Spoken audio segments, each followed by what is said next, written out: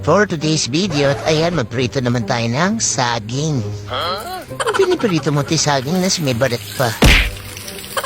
Binuhusan niya pa ng mantika.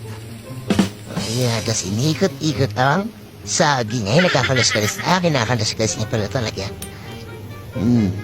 Tapos, yan nahangoy niya. Gamit pinrito mo pati.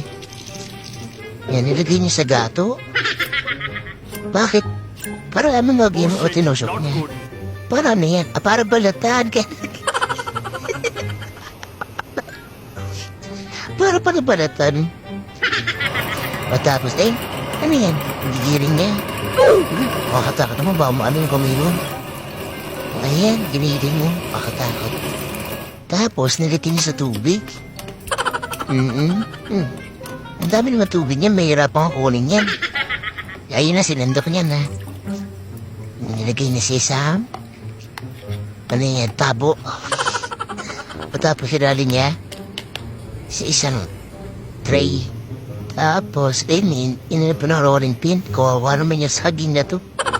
Tapos, ayan. Siguro para ipiprito niya na. Nilagay niya na. Nilagay niya para, tapos isinarad.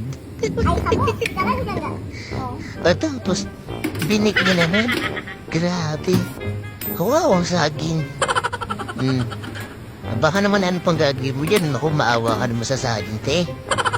Panilagay niya na siya sa planggana. Para, paginahari. Nilagay na harina, kitlog, o na, asukal, hindi hatas, na margarine na, ito na, chocolate powder. Kumukhang ibibig pa niya to, Kawawa naman. Tapos may waffle pa. Nilagay sa waffle pa. Gagawa siya ng waffle. Oo. Sige lang palang gagawin. Pinawawa ko pa yung saging.